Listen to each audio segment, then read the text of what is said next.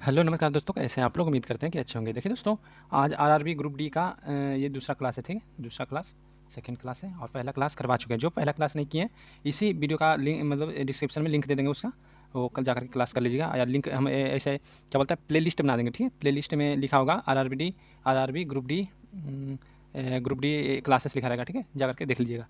और ये सब जो क्वेश्चन करवा रहे हैं दोस्तों, ये बहुत ही इंपॉर्टेंट क्वेश्चन करवा रहे हैं, ठीक है? और प्रीवियस ईयर और इस ईयर में जो आने वाला क्वेश्चन है, एनालिसिस किए हैं, सेलेक्टेड किए हैं क्वेश्चन, तब जाकर के हम बता रहे हैं, ठीक है? आज हम 35 क्वेश्चन लाए हैं, 35 क्वेश्चन लाए हैं और इसमें से लगभग आपको 6 से 7 क्वेश्चन आपको एग्जाम में देखने को मिलेगा। 6 से 7 क्वेश्चन आपको इस वीडियो से मतलब इस क्लास से मिलेगा आपको एग्जाम में। तो आप लोग चैनल पे नए हैं तो चैनल को सब्सक्राइब कर लीजिए, ठीक है? और वीडियो को लाइक शेयर कर दीजिए अपने दोस्तों के साथ, क्योंकि देखिए हम इतना मतलब मेहनत करके ये सिलेक्ट करते हैं क्वेश्चन, तब तो मतलब बहुत मेहनत लगता है। तो आप थोड़ा सा मेरे को भी सपोर्ट करिए और चैनल को सब्सक्राइब कर दीजिए, ठीक है? तो चलिए बिना देर किए हुए हम शुरू करते हैं। और देखिए डेली क्लास करवाते हैं, हम डेली क्लास करवाएंगे। आज 35 क्वेश्चन लाए हैं, अगर आप लोग बोलिएगा तो 50 क्वेश्चन लाएंगे, ठीक है? तो ऐसे तो मैं 25 क्वेश्चन ही लाता हूँ, क्योंकि हम थोड़ा थोड़ा करवाना चाहता हूँ, क्योंकि एकदम से ज़्यादा क्वेश्चन करवाने से बच्चे पर बहुत मेंटली प्रेशर आ जाता है, इसलिए वो पढ़ नहीं पाते हैं। तो कम क्वेश्चन करवाएंगे, उनको याद भी होगा। और देखिए एक चीज़ और बताते हैं, ये पीडीएफ है जो आपको टेलीग्राम पे मिल जाएगा, जो पढ़ाते हैं हम टेलीग्राम पे, एक बार दो बार देख लीजिएगा जा करके, तो आपको मतलब याद हो जाएगा। तो आप टेलीग्राम से जरूर ज्वाइन हो जाइएगा, ठीक है? और बाकी आपसे अपडेट भी मिलते रहता है टेलीग्राम से, वैकेंसी का अपडेट या आपका यूनिवर्सिटी का या जो मैं पढ़ाता हूँ वो सभी का अपडेट आपको टेलीग्राम पर मिलते रहता है। तो जरूर ज्वाइन हो जाएगा, डिस्क्रिप्शन में हम लिंक दे देंगे। तो चलिए हम शुरू करते हैं, ठीक है? बताइए पहला क्लास मतलब पहला क्लास करवा चुके हैं, दूसरा क्लास है। देखिए 26 का क्वेश्चन है, देखिए 25 करवा दिए हैं। देखिए 26, मानव शरीर में विटामिन ए कहाँ संचित रहता है? बताइए। ये सब क्वेश्चन पूछा हुआ है, ग्रुप डी पूछा हुआ है, इसीलिए हम ये सब क्वेश्चन सेलेक्ट करके और जो क्वेश्चन पूछा जाएगा, आप लोग जो को तो पता होगा प्रीवियस ईयर से ही क्वेश्चन बहुत सारा आता है, ठीक है? तो बताइए मानव शरीर में विटामिन ए कहाँ संचित रहता है? अग्न्याशय, यकृत या छोटी आंत या त्वचा? देखिए यकृत यानी लीवर जिसे बोलते हैं, अतिरिक्त विटामिन ए को संग्रहित करता है और आवश्यकता पड़ता है पर इसे शरीर में मतलब आवश्यकता पड़ने पर इसे शरीर में छोड़ देता है, ठीक है? तो इसका आंसर हो जाएगा यकृत। चलिए अगले क्वेश्चन पर चलते हैं। क्वेश्चन नंबर दूसरा क्या कर रहा है? देखिए क्वेश्चन नंबर दूसरा कह रहा है कि भारत का नेपोलियन किसे कहा जाता है? बताइए भारत का नेपोलियन किसे कहा जाता है? चंद्रगुप्त मौर्य को, अशोक को, समुद्रगुप्त को या हर्षवर्धन को? देखिए समुद्रगुप्त को भारत का नेपोलियन कहा जाता है, ठीक है? इतिहासकार वीएस स्मिथ ने गुप्त सम्राट समुद्रगुप्त को उनकी सैन्य विजयों और विशाल साम्राज्य के कारण भारत का नेपोलियन कहा था। तो इसका आंसर सी हो जाएगा। चलिए अगले क्वेश्चन पर चलते हैं। Question number 28। देखिए क्वेश्चन नंबर 28 कह रहा है कि कोको स्टेट किसे अलग करता है? बताइए कोको स्टेट किसे अलग करता है? देखिए अगर आपको ये क्वेश्चन का आंसर आता होगा तो आप कमेंट जरूर करिएगा, जब भी वीडियो देख रहे होंगे कमेंट कर दीजिएगा कि मतलब इसका आंसर ये हो जाएगा, ठीक है? मान लीजिए 28 है तो 28 नंबर लिख के सी कर दीजिएगा। 29 का है तो 29 को मतलब जो भी रहेगा वो ऑप्शन के थ्रू मतलब आपको कमेंट कर देना है, ठीक है? तो बताइए 28 का कह रहा है कोको स्टेट किसे अलग करता है? बताइए उत्तरी अंडमान और मध्य अंडमान को कोको द्वीप या म्यांमार और उत्तरी अंडमान को? देखिए देखिए बता देते हैं आपको, यह जल मरुमध्य है, मतलब जल मरुमध्य बोलते हैं इसको। म्यांमार के कोको द्वीपों को भारत के उत्तरी अंडमान द्वीप से अलग करता है, ठीक है? समझ रहे हैं आप लोग? देखिए ये म्यांमार के कोको द्वीप को भारत के उत्तरी अंडमान द्वीप से अलग करता है, तो इसका आंसर आपका बी हो जाएगा, ठीक है? कोको द्वीप म्यांमार और उत्तरी अंडमान को अलग करता है, ठीक है? इसका आंसर बी हो जाएगा। चलिए अगले क्वेश्चन पर चलते हैं। क्वेश्चन नंबर 29 क्या करा है देख लेते हैं। क्वेश्चन नंबर 29 कह रहा है कि विद्युत हीटर का तार किसका बना होता है? बताइए विद्युत हीटर का तार किसका बना होता है? टंगस्टन का, कॉपर का, नाइक्रोम का, एल्यूमिनियम का? तो ये तो नाइक्रोम का होता है, आप लोग जानते होंगे नाइक्रोम का, ठीक है? निकेल और क्रोमियम का मिश्र धातु है नाइक्रोम, और इसका प्रतिरोध उच्च होता है और यह ऑक्सीकरण के बिना उच्च तापमान और तक गर्म हो सकता है, ठीक है? और इसलिए इसका उपयोग हीटिंग एलिमेंट में किया जाता है। तो इसका आंसर आपका नाइक्रोम हो जाएगा, ठीक है? आप लोग अच्छे से पढ़ाई करिए। देखिए जो भी हम क्वेश्चन करवा रहे हैं यही से क्वेश्चन आएगा आपका एग्जाम में, ग्रुप डी में, ठीक है? आरआरबी ग्रुप डी में। तो आप जो पढ़ा रहे हैं वो अच्छे से पढ़ लीजिए, याद कर लीजिए, ठीक है? जितना पढ़ाते हैं डेली याद करिए। नहीं याद करिएगा तो आपके जैसा बहुत सारा पढ़ रहे हैं, धुरंधर बहुत सारा पढ़ने में तेज़ है, जो 100 में 100 मार रहा है, तो आप लोग नहीं पढ़िएगा तो कैसे रिजल्ट होगा? रिजल्ट खोजते हैं बिना पढ़ ले कैसे होगा? तुक्का मारने से नहीं हो जाता रिजल्ट, ठीक है? चलिए बताइए भारतीय नौसेना कितने कमानों में बटी है? बताइए 2, 3, 4 या 5? देखिए भारतीय नौसेना 3 कमानों में बटी हुई है, ठीक है? ऑपरेशनल कमांड में विभाजित है, जैसे पश्चिमी नौसेना जिनका मुख्यालय मुंबई है, पूर्वी नौसेना जिनका मुख्यालय विशाखापट्टनम है, और दक्षिणी नौसेना जिसका मुख्यालय आपका कोची में है, ठीक है? तो इसका आंसर हो जाएगा 3। चलिए अगले क्वेश्चन पर चलते हैं। क्वेश्चन नंबर 31 और 31 आ गया, हाँ 31। दादा साहेब फाल्के पुरस्कार किस क्षेत्र में दिया जाता है? बताइए दादा साहेब फाल्के पुरस्कार किस क्षेत्र में दिया जाता है? साहित्य में, खेल में, सिनेमा में या संगीत में? देखिए दादा साहेब फाल्के पुरस्कार भारतीय सिनेमा आजीवन योगदान के लिए भारत सरकार द्वारा दिए जाने वाला सर्वोच्च सम्मान है। तो इसका आंसर आपका होगा सिनेमा में दिया जाता है। ठीक है, चलिए अगले क्वेश्चन पर चलते हैं हम। क्वेश्चन नंबर 32 क्या करा है? क्वेश्चन नंबर 32 करा है चट्टानों का अध्ययन क्या कहलाता है? बताइए चट्टानों का अध्ययन क्या कहलाता है? पेडोलॉजी, सिस्मोलॉजी, पेट्रोलॉजी या मिनरलॉजी? बताइए इसका आंसर। देखिए पेट्रोलॉजी भूविज्ञान की वह शाखा है जो चट्टानों की उत्पत्ति या संरचना और गठन का अध्ययन करती है। तो इसका आंसर हो जाएगा पेट्रोलॉजी। ठीक है, चलते हैं अगले क्वेश्चन पे। क्वेश्चन नंबर आपका 33। क्वेश्चन नंबर 33 कह रहा कि डंकन पास, देखिए बोला डंकन पास किसके बीच स्थित है? बताइए डंकन पास किसके बीच स्थित है? तो ये हो जाएगा उत्तरी अंडमान या मध्य अंडमान या दक्षिणी अंडमान या लघु अंडमान या कार निकोबार और लिटिल निकोबार या अंडमान या और निकोबार? तो इसका आंसर आपका क्या होगा? देखिए इसका आंसर हो जाएगा बी, दक्षिणी अंडमान और लघु अंडमान। ठीक है, दक्षिणी अंडमान और लघु अंडमान इसका आंसर हो जाएगा, क्योंकि देखिए डंकन के पास हिंद महासागर में एक जल मरुमध्य है जो रटलैंड द्वीप यानी ग्रेट अंडमान का हिस्सा है, जो लिटिल अंडमान से अलग करता है, जिसको लिटिल अंडमान से अलग करता है। तो इसका आंसर आपका दक्षिणी अंडमान और लघु अंडमान हो जाएगा। ठीक है, चलते हैं अगले क्वेश्चन पे। क्वेश्चन नंबर 34 का रहा है कि भारत में किस प्रकार की अर्थव्यवस्था है? बताइए समाजवादी, पूंजीवादी, मिश्रित या साम्यवादी? भारत में किस प्रकार की अर्थव्यवस्था है? इसका आंसर हो जाएगा आपका मिश्रित, क्योंकि देखिए भारतीय अर्थव्यवस्था का एक मिश्रित अर्थव्यवस्था है जिसमें सार्वजनिक और निजी दोनों क्षेत्रों का सह अस्तित्व है। ठीक है, तो इसका आंसर हो जाएगा मिश्रित। ठीक है, चलिए अगले क्वेश्चन पर चलते हैं। क्वेश्चन नंबर आपका 35 क्या कर रहा है? देखिए सौर मंडल का सबसे छोटा ग्रह कौन सा है? बताइए मंगल, शुक्र, बुध या प्लूटो? सौर मंडल का सबसे छोटा ग्रह कौन सा है? इसका आंसर हो जाएगा बुध यानी मरकरी। बुध सूर्य का सबसे निकटतम और सौरमंडल का सबसे छोटा ग्रह है, आपको पता होगा। ठीक है, चलते हैं अगले क्वेश्चन पे। क्वेश्चन नंबर 36 क्या कर रहा है? भारत का प्रथम राष्ट्रीय उद्यान कौन सा है? बताइए कान्हा राष्ट्रीय उद्यान, काजीरंगा राष्ट्रीय उद्यान, जिम कॉर्बेट राष्ट्रीय उद्यान या गिर राष्ट्रीय उद्यान? देखिए इसका आंसर हो जाएगा आपका जिम कॉर्बेट राष्ट्रीय उद्यान। ठीक है, जिम कॉर्बेट राष्ट्रीय उद्यान जो कहाँ पड़ता है आपको बताइए? जिम कॉर्बेट राष्ट्रीय उद्यान कहाँ पड़ता है? आप लोग इसको बताइए कमेंट करके। देखिए 1936 में हेली नेशनल पार्क के रूप में स्थापित यह भारत का पहला राष्ट्रीय उद्यान है। ठीक है, तो 1936 में जिम कॉर्बेट राष्ट्रीय उद्यान का मतलब कि स्थापना हुआ था। और बताइए ये किस राज्य में है? इसका कमेंट करके आप लोग बताइए इसका आंसर कि जिम कॉर्बेट राष्ट्रीय उद्यान किस राज्य में है। चलिए 37 नंबर है कि श्वेत क्रांति का संबंध किससे है? बताइए मत्स्य उत्पादन से, अंडा उत्पादन से, दुग्ध उत्पादन से, अनाज उत्पादन से? श्वेत क्रांति का, तो श्वेत क्रांति का दूध उत्पादन से हो जाएगा। ठीक है, दूध उत्पादन से संबंध है श्वेत क्रांति का। देखिए 1970 में शुरू हुआ ऑपरेशन फ्लड, जिसे श्वेत क्रांति के रूप में जाना जाता है। इसका उद्देश्य भारत को दूध उत्पादन में आत्मनिर्भर बनाना था। ठीक है, तो इसका आंसर सी हो जाएगा। चलिए अगले क्वेश्चन पर चलते हैं। क्वेश्चन नंबर 38 का है कौन सा विटामिन गर्म करने पर नष्ट हो जाता है? बताइए कौन सा विटामिन गर्म करने पर नष्ट हो जाता है? तो विटामिन सी। ठीक है, विटामिन सी जिसको हम बोलते हैं अस्कॉर्बिक एसिड। ठीक है, जिसको हम बोलते हैं अस्कॉर्बिक एसिड गर्म और प्रकाश के प्रति बहुत संवेदनशील होता है और पकाने पर आसानी से नष्ट हो जाता है। तो इसका आंसर सी हो जाएगा। ठीक है, चलिए अगले क्वेश्चन पर चलते हैं। क्वेश्चन नंबर 39 का है कि जापान की संसद का क्या नाम है? बताइए जापान की संसद का क्या नाम है? ड्यूमा नाम है या नेसेट नाम है या डाइट नाम है, स्टार्टिंग नाम है? बताइए 39 का आंसर बताइए। देखिए जापान की द्विसदनीय विधायिका है। ठीक है, जापान में जो नेशनल डाइट कहा जाता है। ठीक है, तो इसको हम डाइट के नाम से जान सकते हैं।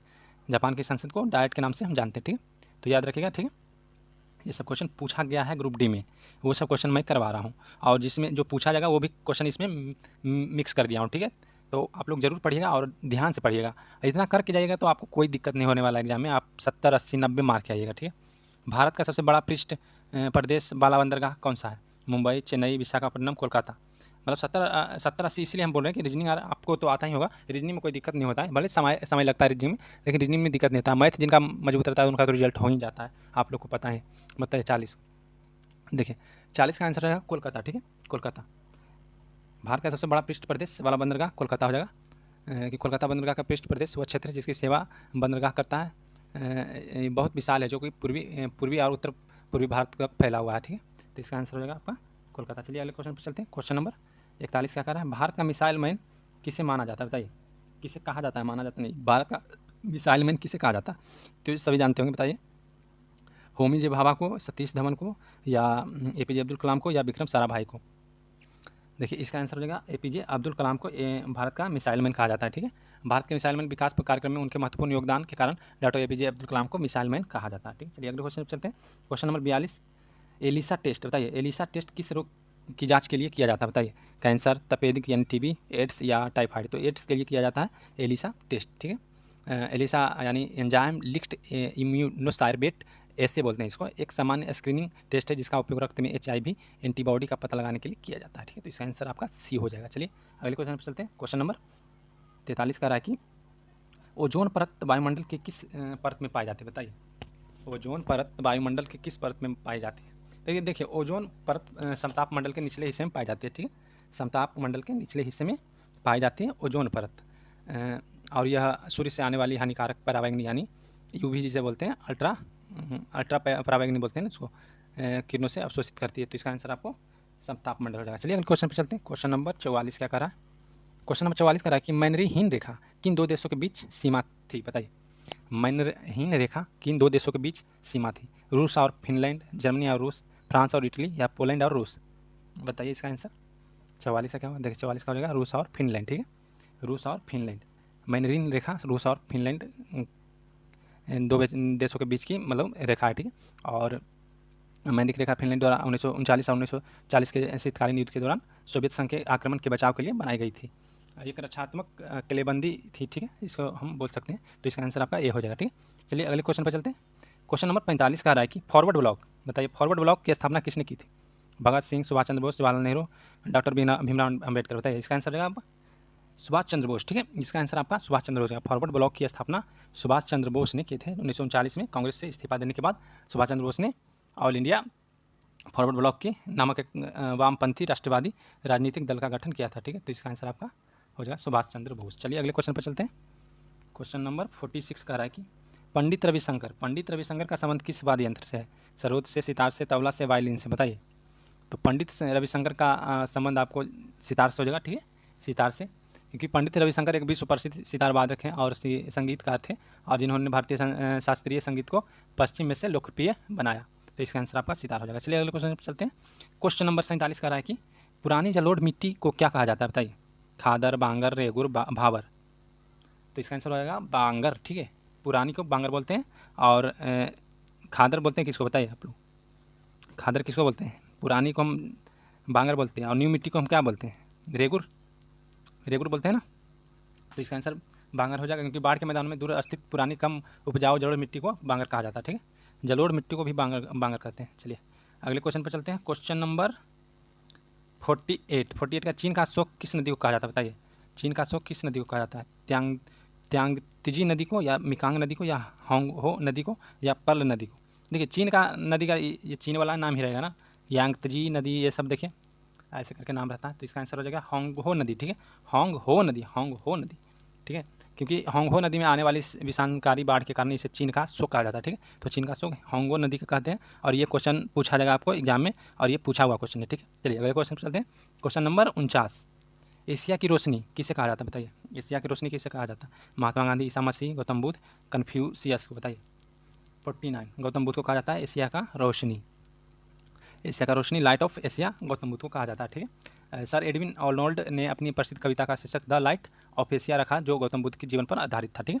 तो इसका आंसर आपका सी हो जाएगा। चलिए अगले क्वेश्चन पर चलते हैं। क्वेश्चन नंबर 50, नोबेल पुरस्कार कुल कितने क्षेत्रों में दिया जाता है? बताइए।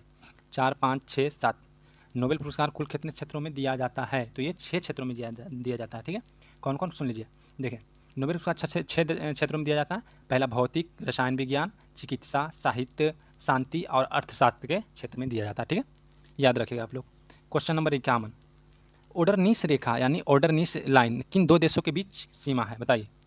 ये लगता है क्वेश्चन हम करवा चुके हैं, बताइए। ओडरनीस रेखा किन दो देशों के बीच सीमा है?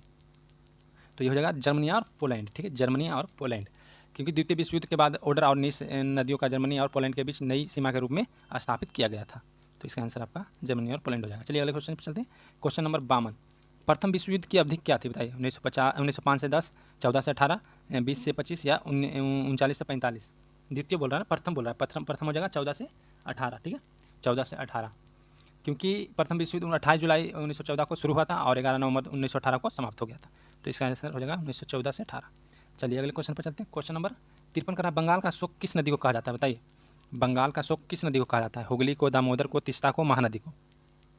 बहुत ही इंपॉर्टेंट क्वेश्चन, बताइए आप लोग। दामोदर नदी को हम बोलते हैं बंगाल का शोक, ठीक है। चलिए अगले क्वेश्चन पर चलते हैं। क्वेश्चन नंबर 54, भारतीय थल सेना कितने कमानों में विभाजित है? शायद ये क्वेश्चन करवा चुके हैं, बताइए। भारतीय थल सेना कितने कमानों में, नौसेना बोले थे ना, अब भारतीय थल सेना आ गया। बताइए भारतीय थल सेना कितने कमानों में विभाजित है, तो इसका आंसर हो जाएगा 7। ठीक है, भारतीय सेना 6 ऑपरेशनल कमांड यानी उत्तरी, दक्षिणी, पूर्वी, पश्चिमी और दक्षिण पश्चिमी और 1 ट्रेनिंग कमांड में विभाजित है। कुल मिलाकर 7 कमांड है। ठीक है, चलिए अगले क्वेश्चन पर चलते हैं। Question number 55। आज 35 क्वेश्चन करवा रहे हैं। ठीक है दोस्तों, तो 35 में से 6 से 7 क्वेश्चन यहाँ से आपको एग्जाम में देखने को मिलेगा, तो ज़रूर याद कर लीजिएगा ये। और ये PDF आपको टेलीग्राम में मिल जाएगा, टेलीग्राम से ज्वाइन हो जाएगा। टेलीग्राम का लिंक हम डिस्क्रिप्शन में दे रहे हैं। नवीन जलोढ़ मिट्टी को क्या कहा जाता है, बताइए। नवीन जलोढ़ मिट्टी को देखिए, अभी आगे हम पूछ रहे थे ना कि न्यू जलोढ़ मिट्टी को क्या कहा जाता है। देखिए खादर तो बांगर तो हो गया, बांगर तो हो गया था। ये पुरानी मिट्टी को बोलते हैं, पुरानी जलोढ़ मिट्टी को बोलते हैं, ये बांगर। ठीक है, खादर बोलते हैं, रेगुर बोलते हैं हम न्यू जलोढ़ मिट्टी को। ठीक है, न्यू जलोढ़ मिट्टी को हम रेगुर बोलते हैं, सॉरी खादर बोलते हैं। न्यू को खादर बोलते हैं, रेगुर नहीं बोलते हैं, क्योंकि बाढ़ के मैदान में पाई जाने वाली नई अधिक उपजाऊ जलोढ़ मिट्टी को खादर कहा जाता है। ठीक है, बांगर और खादर, तो पुरानी रहेगी तो बांगर हो जाएगा और न्यू बोलेगा तो खादर हो जाएगा। ठीक है, चलिए अगले क्वेश्चन पर चलते हैं, कन्फ्यूजन हो गया था इसमें। चलिए 56 नंबर का रहा है कि भारत का सबसे बड़ा सार्वजनिक क्षेत्र का बैंक कौन सा है, बताइए। पंजाब नेशनल बैंक, भारतीय state bank, bank of Baroda या केनरा बैंक। तो देखिए बता देते हैं आपको कि भारतीय स्टेट बैंक SBI यानी संपत्ति जमा शाखाओं और ग्राहकों को मामले में भारत का सबसे बड़ा सार्वजनिक क्षेत्र का बैंक है। तो इसका आंसर आपका हो जाएगा SBI यानी भारतीय स्टेट बैंक, बी आंसर हो जाएगा इसका। चलिए अगले क्वेश्चन पर चलते हैं। Question number 57। प्रथम बौद्ध संगति कहाँ आयोजित हुई थी, बताइए। बहुत इंपॉर्टेंट क्वेश्चन, जो नहीं जानते हैं उनका मतलब ग्रुप D में रिजल्ट नहीं होगा, सीधी बात, नो बकवास। जो इस क्वेश्चन का आंसर नहीं देंगे वो उनका रिजल्ट नहीं होगा। ठीक है, ग्रुप D में प्रथम बौद्ध संगति कहाँ आयोजित हुई थी, आप लोग इसका आंसर आप कमेंट करके बताइएगा। ठीक है, चलिए अगले क्वेश्चन पर चलते हैं। Question number 58। भोपाल गैस त्रासदी में किस गैस का रिसाव हुआ था, बताइए। भोपाल गैस त्रासदी में किस गैस का रिसाव हुआ था, methyl isocyanate, carbon monoxide, sulphur dioxide या हाइजीन का।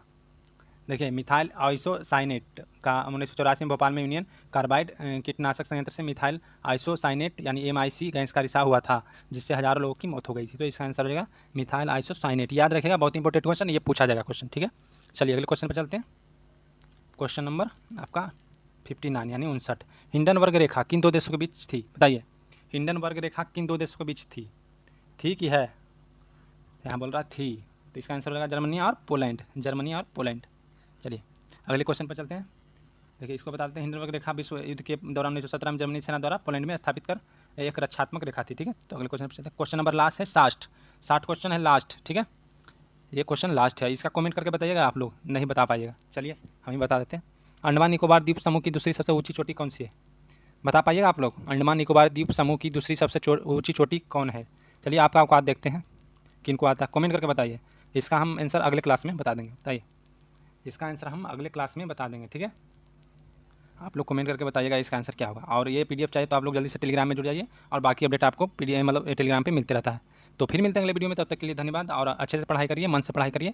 रिजल्ट लेना है तो ये जो मैं करवा रहा हूँ वो जरूर पढ़िए, रिजल्ट हो जाएगा। GK GS में तो कोई रोक नहीं सकता। ठीक है, जो मैं करवा रहा हूँ GK GS में एक क्वेश्चन ही आपका रुकेगा। ठीक है, तो फिर मिलते हैं अगले वीडियो में, तब तक के लिए धन्यवाद।